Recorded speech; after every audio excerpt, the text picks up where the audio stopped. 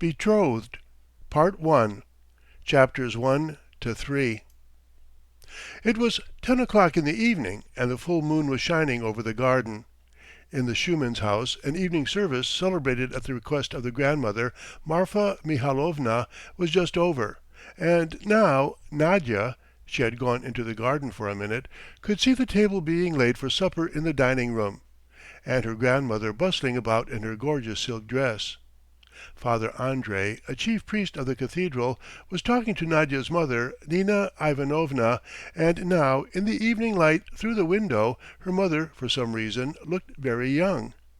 Andrey Andreitch, Father Andrey's son, was standing by listening attentively. It was still and cool in the garden, and dark peaceful shadows lay on the ground. There was a sound of frogs croaking, far, far away beyond the town. There was a feeling of May, sweet May. One drew deep breaths and longed to fancy that not here, but far away, under the sky, above the trees, far away in the open country, in the fields and the woods, the life of spring was unfolding now, mysterious, lovely, rich and holy beyond the understanding of weak, sinful man. And for some reason one wanted to cry. She, Nadya, was already 23.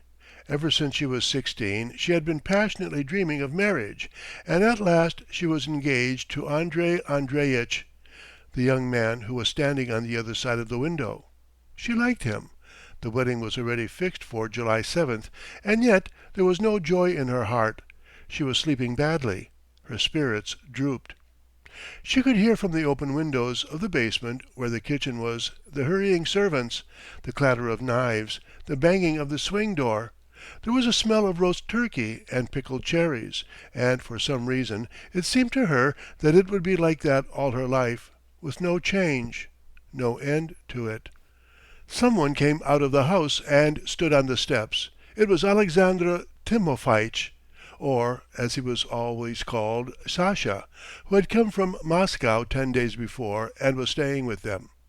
Years ago a distant relation of the grandmother, a gentleman's widow called Marya Petrovna, a thin, sickly little woman who had sunk into poverty, used to come to the house to ask for assistance. She had a son, Sasha. It used for some reason to be said that he had talent as an artist, and when his mother died, Nadya's grandmother had, for the salvation of her soul, sent him to the Komissarovsky school in Moscow. 2 years later he went into the school of painting, spent nearly 15 years there, and only just managed to scrape through the leaving examination in the section of architecture. He did not set up as an architect, however, but took a job at a lithographer's. He used to come almost every year, usually very ill, to stay with Nadya's grandmother to rest and recover. He was wearing now a frock coat buttoned up and shabby canvas trousers crumpled into creases at the bottom. And his shirt had not been ironed, and he had somehow all over a look of not being fresh.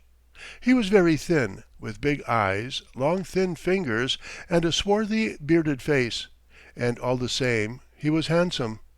With the Shumins he was like one of the family, and in their house felt he was at home. And the room in which he lived when he was there had for years been called Sasha's room. Standing on the steps he saw Nadya and went up to her. "It's nice here," he said. "Of course it's nice. You ought to stay here till the autumn."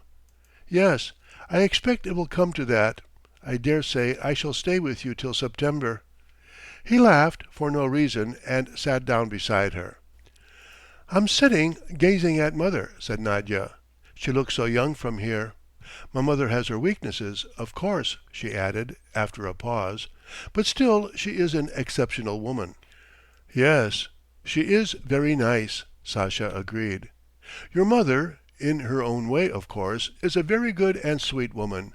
But, how shall I say, I went early this morning into your kitchen, and there I found 4 servants sleeping on the floor, no bedsteads, and rags for bedding, stench, bugs, beetles.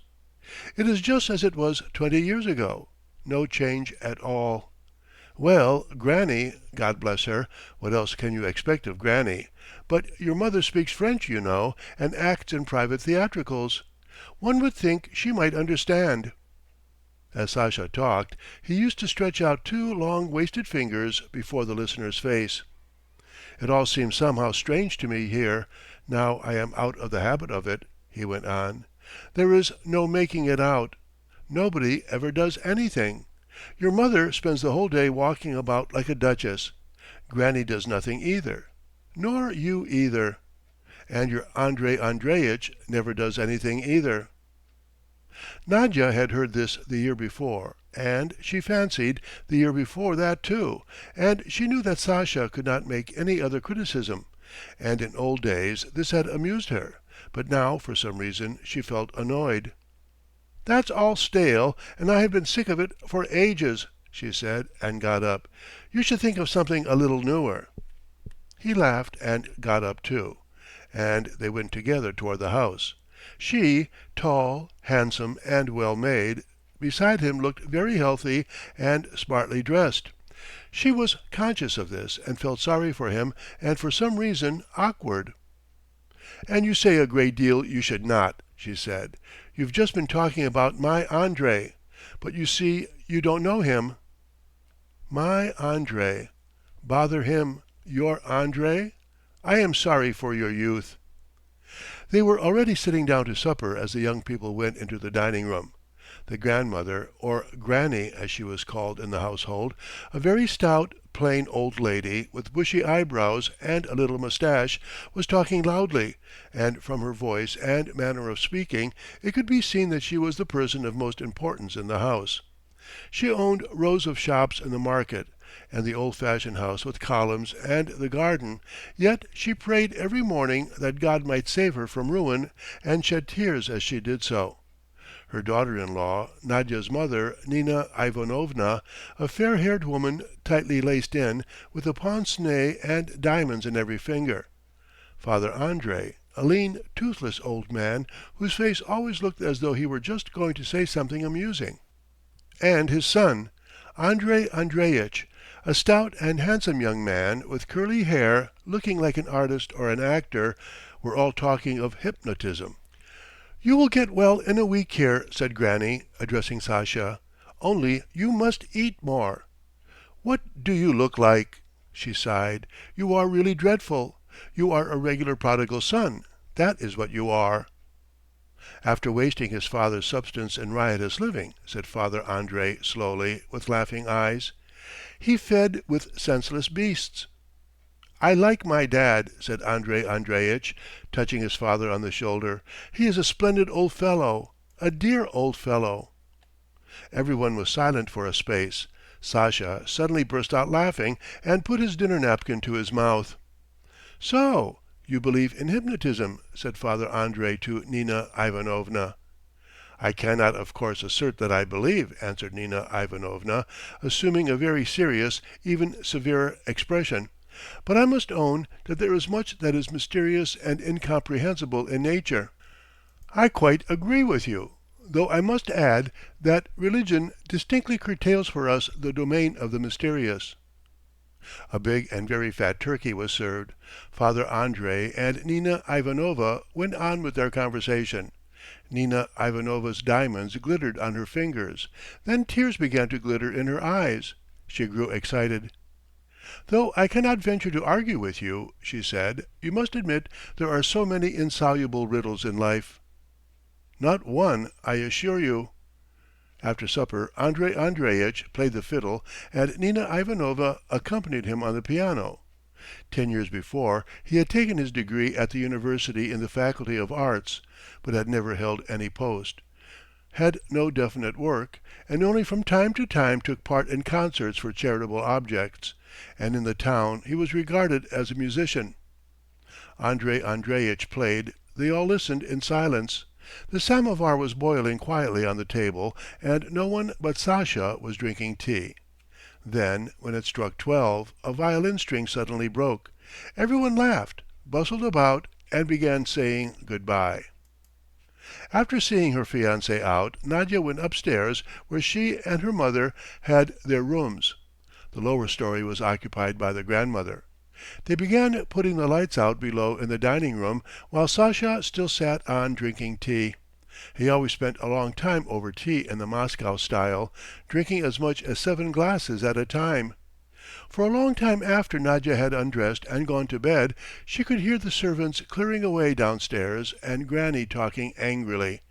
At last everything was hushed, and nobody could be heard but Sasha from time to time, coughing on a bass note in his room below. Chapter 2. When Nadya woke up, it must have been 2 o'clock. It was beginning to get light. A watchman was tapping somewhere far away. She was not sleepy, and her bed felt very soft and uncomfortable. Nadya sat up in her bed and fell to thinking, as she had done every night in May. Her thoughts were the same as they had been the night before, useless, persistent thoughts, always alike, of how Andrey Andreitch had begun courting her and had made her an offer, how she had accepted him, and then, little by little, had come to appreciate the kindly, intelligent man. But for some reason now, when there was hardly a month left before the wedding, she began to feel dread and uneasiness, as though something vague and oppression were before her. Tick tock, tick tock, the watchman tapped lazily. Tick tock. Through the big old-fashioned window she could see the garden and at a little distance bushes of lilac in full flower, drowsy and lifeless from the cold, and a thick white mist was floating softly up to the lilac, trying to cover it. Drowsy rooks were cawing in the far-away trees. My God, why is my heart so heavy? Perhaps every girl felt the same before her wedding. There was no knowing. Or was it Sasha's influence? But for several years past Sasha had been repeating the same thing, like a copybook, and when he talked he seemed naive and queer. But why was it she could not get Sasha out of her head? Why was it? The watchman left off tapping for a long while. The birds were twittering under the windows, and the mist had disappeared from the garden. Everything was lighted up by the spring sunshine as by a smile. Soon the whole garden, warm and caressed by the sun, returned to life, and dewdrops like diamonds glittered on the leaves, and the old neglected garden on that morning looked young and gaily decked. Granny was already awake. Sasha's husky cough began. Nadya could hear them below, setting the samovar and moving the chairs. The hours passed slowly. Nadya had been up and walking about the garden for a long while, and still the morning dragged on. At last Nina Ivanovna appeared with a tear-stained face, carrying a glass of mineral water. She was interested in spiritualism and homeopathy, read a great deal, was fond of talking of the doubts to which she was subject, and to Nadya it seemed as though there were a deep mysterious significance in all that. Now Nadya kissed her mother and walked beside her. "What have you been crying about, mother?" she asked. "Last night I was reading a story in which there is an old man and his daughter. The old man is in some office, and his chief falls in love with his daughter. I have not finished it, but there was a passage which made it hard to keep from tears," said Nina Ivanovna, and she sipped at her glass. "I thought of it this morning and shed tears again." "I have been so depressed all these days," said Nadya after a pause. "Why is it I don't sleep at night?" "I don't know, dear.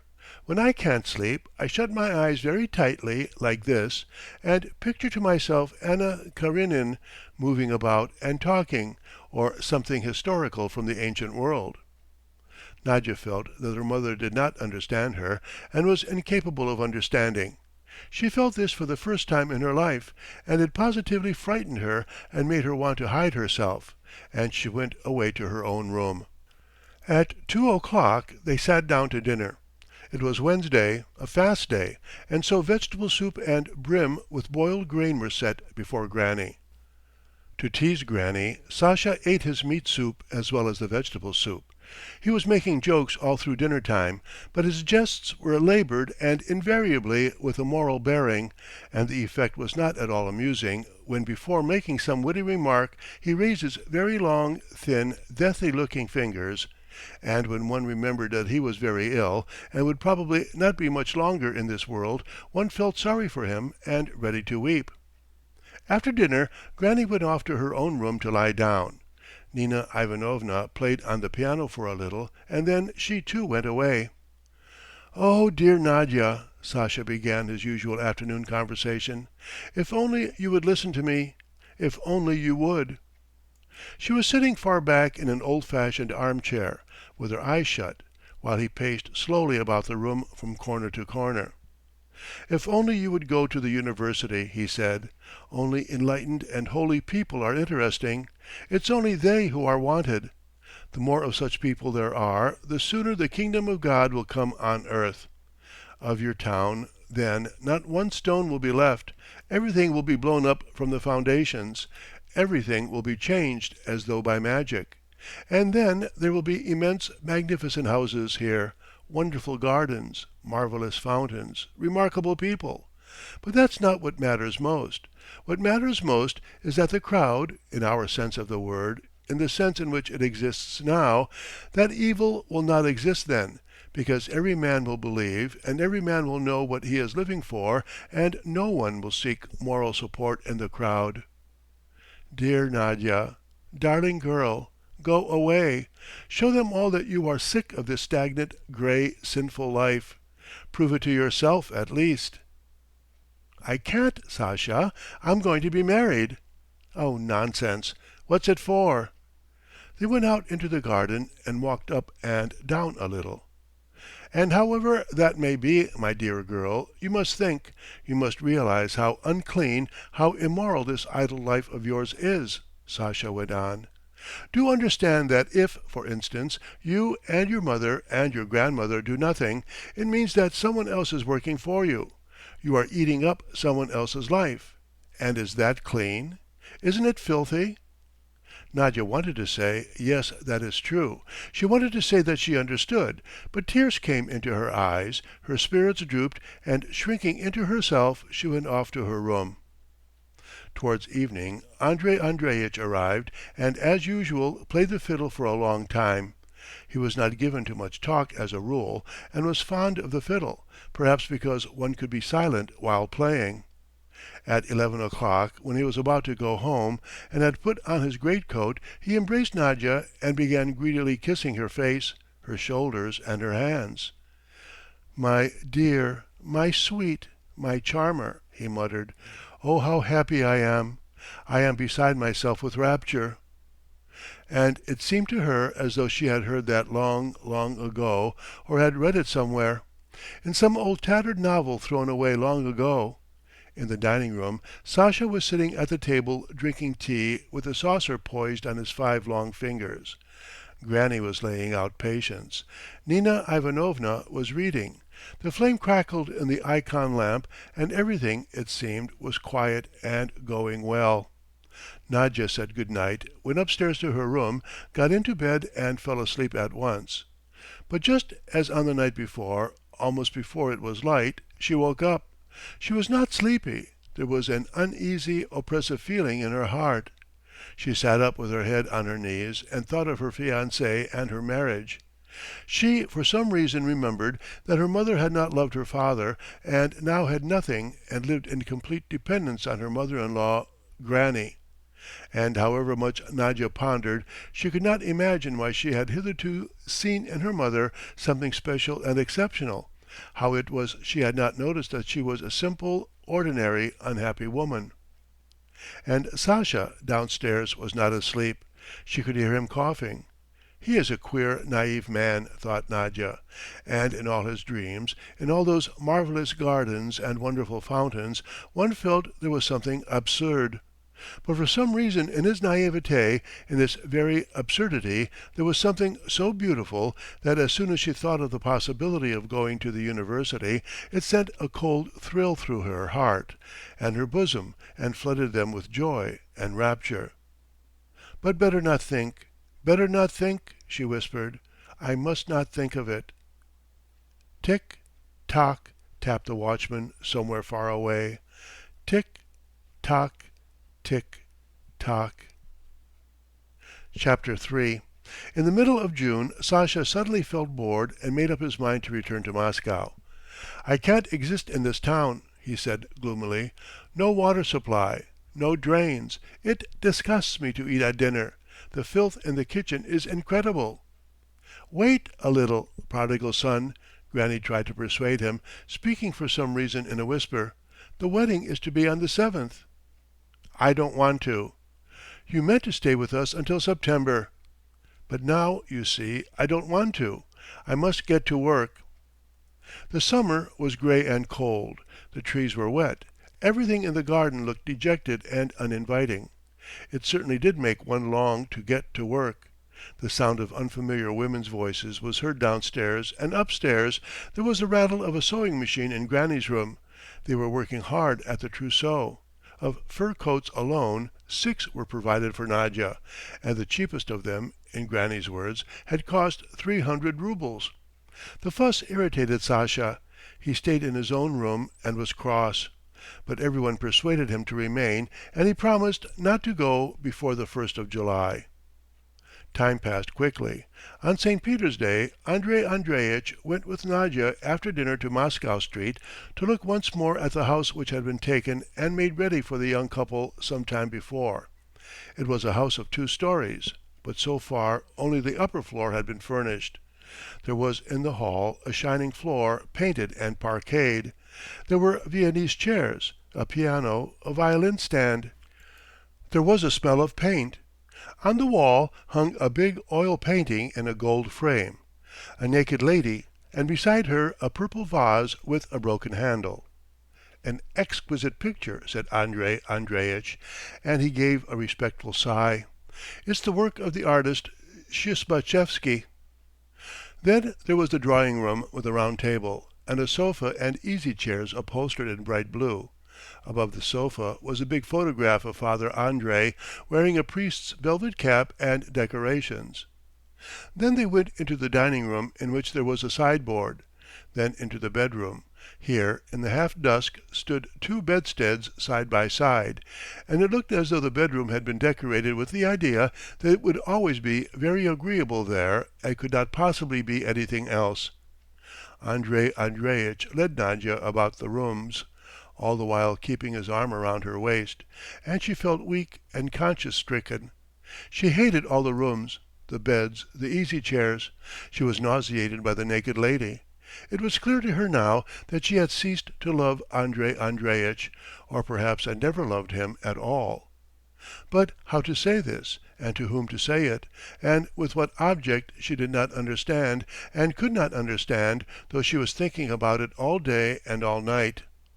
He held her round the waist, talking so affectionately, so modestly, was so happy, walking about this house of his, while she saw nothing in it all but vulgarity, stupid, naïve, unbearable vulgarity, and his arm round her waist felt as hard and cold as an iron hoop. And every minute she was on the point of running away, bursting into sobs, throwing herself out of a window. Andrey Andreitch led her into the bathroom, and here he touched a tap fixed in the wall, and at once water flowed. "What do you say to that?" he said, and laughed. "I had a tank holding 200 gallons put in the loft, and so now we shall have water." They walked across the yard and went out into the street and took a cab. Thick clouds of dust were blowing, and it seemed as though it were just going to rain. "You are not cold?" said Andrey Andreitch, screwing up his eyes at the dust. She did not answer. "Yesterday, you remember, Sasha blamed me for doing nothing," he said, after a brief silence. "Well, he is right, absolutely right. I do nothing and can do nothing. My precious, why is it? Why is it that the very thought that I may some day fix a cockade on my cap and go into the government service is so hateful to me?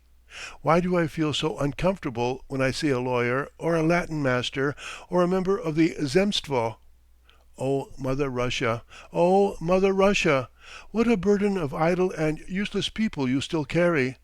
How many like me are upon you, long-suffering Mother!"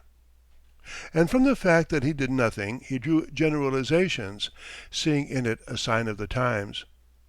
"When we are married, let us go together into the country, my precious. There we will work. We will buy ourselves a little piece of land with a garden and a river. We will labour and watch life. Oh, how splendid that will be!" He took off his hat, and his hair floated in the wind, while she listened to him and thought, "Good God, I wish I were home." When they were quite near the house they overtook Father Andrey. "Ah, here's father coming!" cried Andrey Andreitch, delighted, and he waved his hat. "I love my dad, really," he said as he paid the cabman. "He's a splendid old fellow, a dear old fellow." Nadya went into the house feeling cross and unwell, thinking that there would be visitors all the evening, that she would have to entertain them, to smile, to listen to the fiddle, to listen to all sorts of nonsense, and to talk of nothing but the wedding. Granny, dignified, gorgeous in her silk dress, and haughty as she always seemed before visitors, was sitting before the samovar. Father Andrey came in with his sly smile. "I have the pleasure and blessed consolation of seeing you in health," he said to Granny, and it was hard to tell whether he was joking or speaking seriously. Betrothed, Part 2, Chapters 4 to 6. The wind was beating on the window and on the roof. There was a whistling sound, and in the stove the house spirit was plaintively and sullenly droning his song. It was past midnight. Everyone in the house had gone to bed, but no one was asleep, and it seemed all the while to Nadya as though they were playing the fiddle below. There was a sharp bang. A shutter must have been torn off. A minute later Nina Ivanovna came in her nightgown, with a candle. "What was the bang, Nadya?" she asked. Her mother, with her hair in a single plait and a timid smile on her face, looked older, plainer, smaller on that stormy night. Nadya remembered that quite a little time ago she had thought her mother was an exceptional woman and had listened with pride to the things she said, and now she could not remember those things. Everything that came into her mind was so feeble and useless.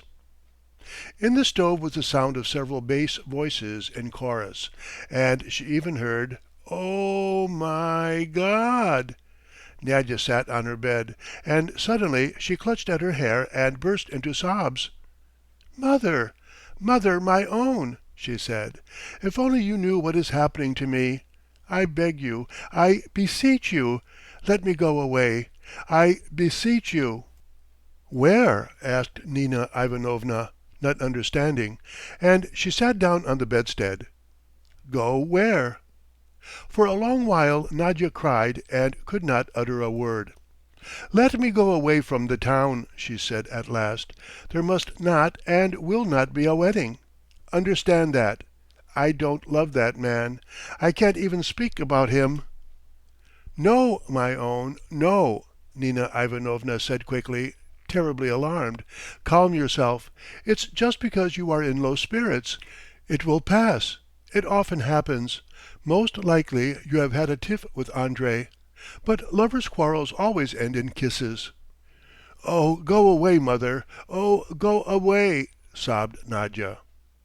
"Yes," said Nina Ivanovna after a pause.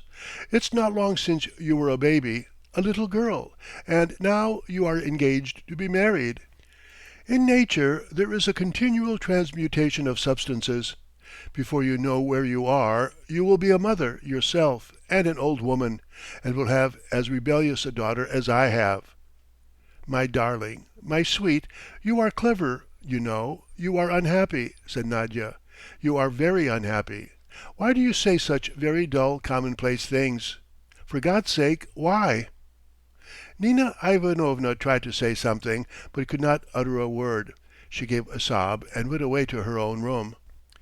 The bass voices began droning in the stove again, and Nadya felt suddenly frightened. She jumped out of bed and went quickly to her mother. Nina Ivanovna, with tear-stained face, was lying in bed wrapped in a pale blue quilt and holding a book in her hands. "Mother, listen to me," said Nadya. "I implore you, do understand. If you would only understand how petty and degrading our life is. My eyes have been opened and I see it all now. And what is your Andrey Andreitch? Why, he is not intelligent, mother. Merciful heavens, do understand, mother. He is stupid." Nina Ivanovna abruptly sat up. "You and your grandmother torment me," she said with a sob. "I want to live, to live!" she repeated, and twice she beat her little fist upon her bosom. "Let me be free. I am still young. I want to live. And you have made me an old woman between you." She broke into bitter tears, lay down and curled up under the quilt, and looked so small, so pitiful, so foolish. Nadya went to her room, dressed, and sitting at the window fell to waiting for the morning. She sat all night thinking, while someone seemed to be tapping on the shutters and whistling in the yard. In the morning Granny complained that the wind had blown down all the apples in the garden, and broken down an old plum tree. It was grey, murky, cheerless, dark enough for candles. Everyone complained of the cold, and the rain lashed on the windows. After tea Nadya went into Sasha's room, and without saying a word knelt down before an armchair in the corner and hid her face in her hands. "What is it?" asked Sasha. "I can't," she said. "How I could go on living here before, I can't understand. I can't conceive. I despise the man I am engaged to. I despise myself. I despise all this idle, senseless existence." "Well, well," said Sasha, not yet grasping what was meant. "That's all right. That's good." "I am sick of this life," Nadya went on. "I can't endure another day here. To-morrow I am going away. Take me with you for God's sake." For a minute Sasha looked at her in astonishment. At last he understood, and was delighted as a child.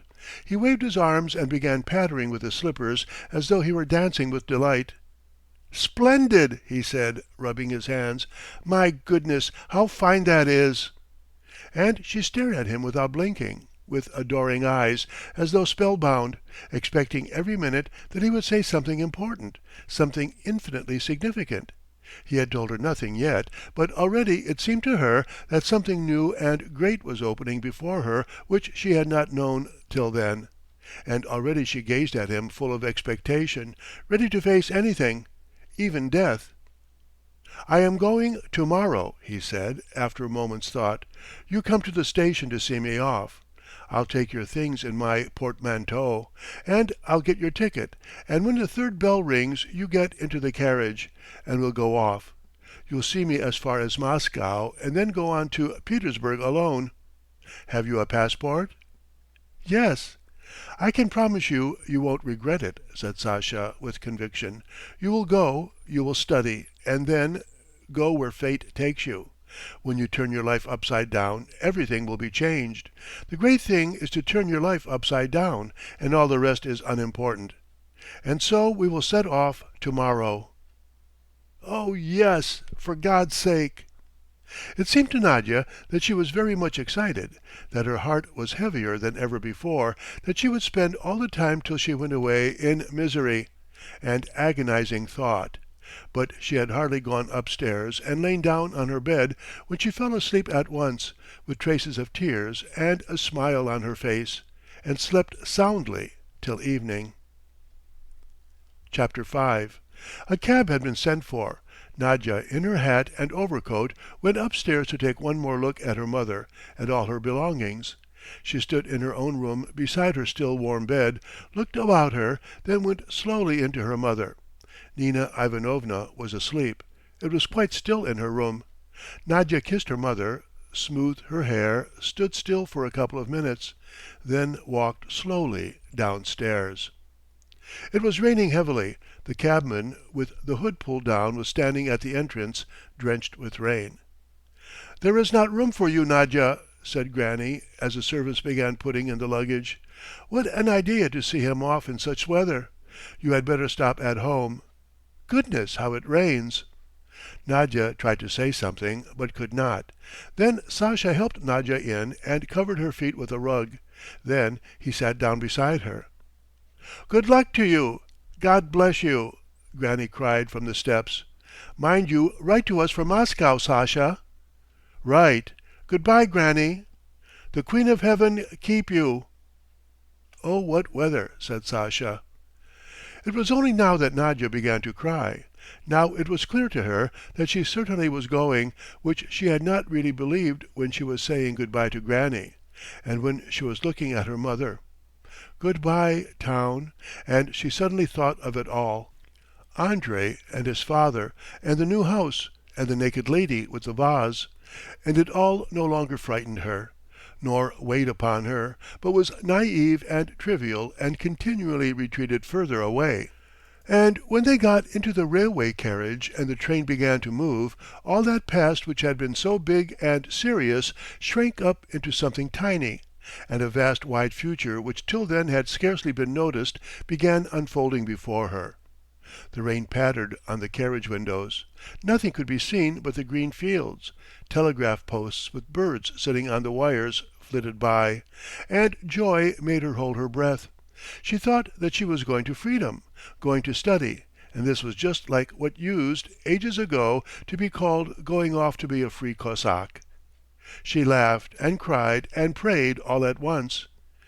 "It's all right," said Sasha, smiling. "It's all right." Chapter 6. Autumn had passed and winter too had gone. Nadya had begun to be very homesick, and thought every day of her mother and her grandmother. She thought of Sasha too. The letters that came from home were kind and gentle, and it seemed as though everything by now were forgiven and forgotten. In May, after the examinations, she set off for home in good health and high spirits. She stopped on the way at Moscow to see Sasha. He was just the same as the year before, with the same beard and unkempt hair, with the same large beautiful eyes, and he still wore the same coat and canvas trousers. But he looked unwell and worried. He seemed both older and thinner, and kept coughing, and for some reason he struck Nadya as grey and provincial. "My God, Nadya has come!" he said, and laughed gaily. "My darling girl!" They sat in the printing room, which was full of tobacco smoke and smelt strongly, stiflingly of Indian ink and paint. Then they went to his room, which also smelt of tobacco and was full of the traces of spitting. Near a cold samovar stood a broken plate with dark paper on it, and there were masses of dead flies on the table and on the floor. And everything showed that Sasha ordered his personal life in a slovenly way and lived anyhow, with utter contempt for comfort. And if anyone began talking to him of his personal happiness, of his personal life, of affection for him, he would not have understood and would have only laughed. "It is all right. Everything has gone well," said Nadya hurriedly. "Mother came to see me in Petersburg in the autumn. She said that Granny is not angry and only keeps going into my room and making the sign of the cross over the walls." Sasha looked cheerful, but he kept coughing, and talked in a cracked voice, and Nadya kept looking at him, unable to decide whether he really were seriously ill or whether it were only her fancy. "Dear Sasha," she said, "you are ill." "No, it's nothing. I am ill, but not very." "Oh, dear!" cried Nadya, in agitation. "Why don't you go to a doctor? Why don't you take care of your health?" "My dear, darling Sasha," she said, and tears gushed from her eyes, and for some reason there rose before her imagination Andrey Andreitch and the naked lady with the vase, and all her past, which seemed now as far away as her childhood. And she began crying because Sasha no longer seemed to her so novel, so cultured, and so interesting as the year before. "Dear Sasha, you are very, very ill. I would do anything to make you not so pale and thin. I am so indebted to you. You can't imagine how much you have done for me, my good Sasha. In reality you are now the person nearest and dearest to me." They sat on and talked.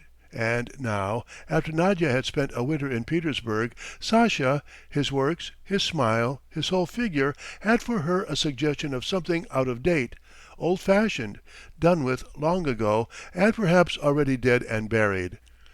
"I am going down the Volga the day after tomorrow," said Sasha, "and then to drink kumiss. I mean to drink kumiss. A friend and his wife are going with me. His wife is a wonderful woman. I am always at her, trying to persuade her to go to the university. I want her to turn her life upside down." After having talked, they drove to the station. Sasha got her tea and apples, and when the train began moving and he waved his handkerchief at her smiling, it could be seen even from his legs that he was very ill and would not live long. Nadya reached her native town at midday. As she drove home from the station, the street struck her as very wide, and the houses very small and squat. There were no people about. She met no one but the German piano tuner in a rusty greatcoat, and all the houses looked as though they were covered with dust.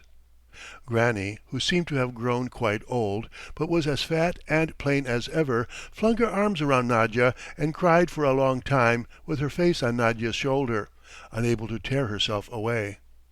Nina Ivanovna looked much older and plainer and seemed shriveled up, but was still tightly laced and still had diamonds flashing on her fingers. "My darling," she said, trembling all over. "My darling." Then they sat down and cried without speaking.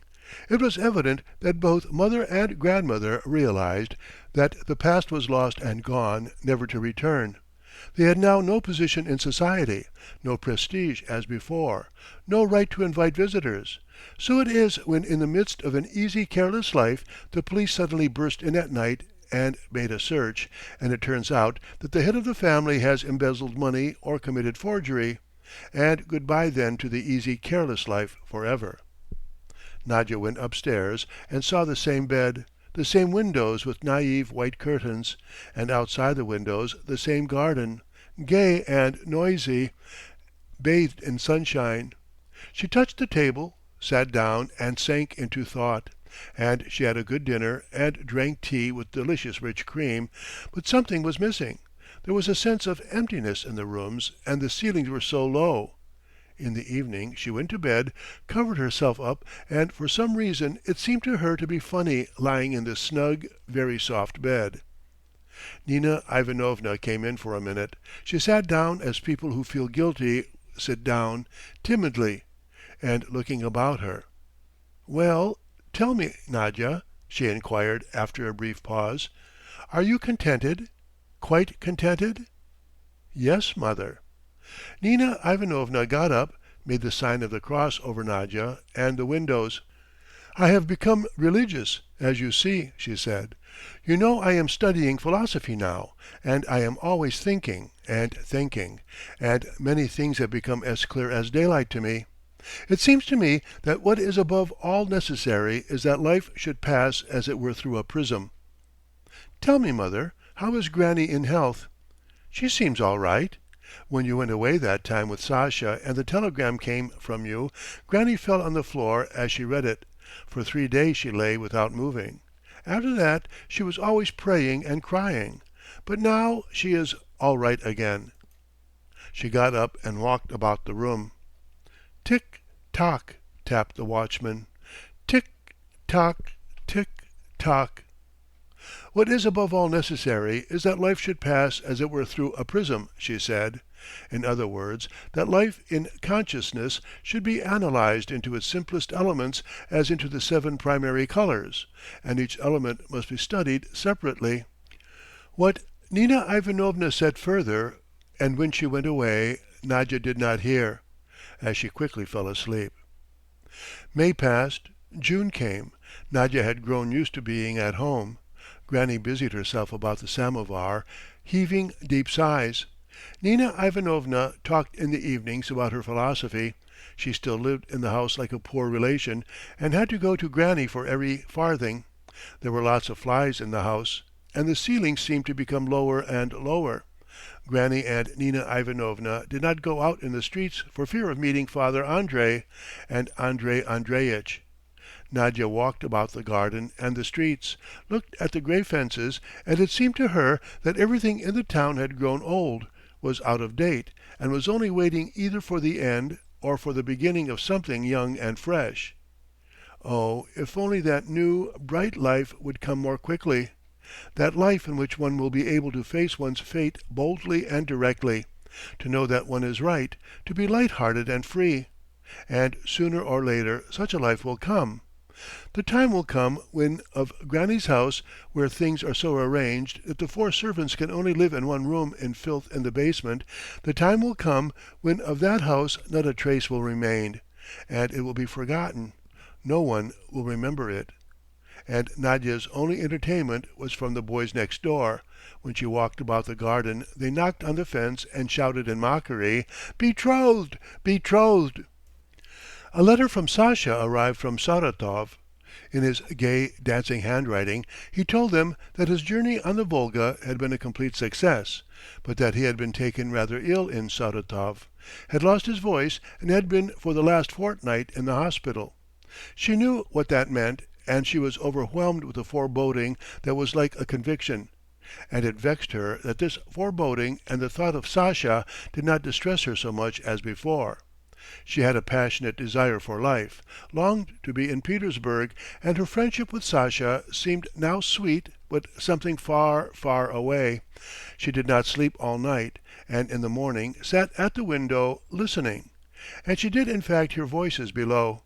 Granny, greatly agitated, was asking questions rapidly. Then someone began crying. When Nadya went downstairs, Granny was standing in the corner, praying before the ikon, and her face was tearful. A telegram lay on the table. For some time Nadya walked up and down the room, listening to Granny's weeping. Then she picked up the telegram and read it. It announced that the previous morning Alexandr Timofeitch, or more simply Sasha, had died at Saratov of consumption. Granny and Nina Ivanovna went to the church to order a memorial service, while Nadya went on walking about her rooms and thinking. She recognized clearly that her life had been turned upside down as Sasha wished, that here she was alien, isolated, useless, and that everything here was useless to her, that all the past had been torn away from her and vanished as though it had been burnt up and the ashes scattered to the winds. She went into Sasha's room and stood there for a while. "Good-bye, dear Sasha," she thought, and before her mind rose the vista of a new, wide, spacious life, and that life, still obscure and full of mysteries, beckoned her and attracted her. She went upstairs to her own room to pack, and next morning said good-bye to her family, and full of life and high spirits left the town, as she supposed, for ever.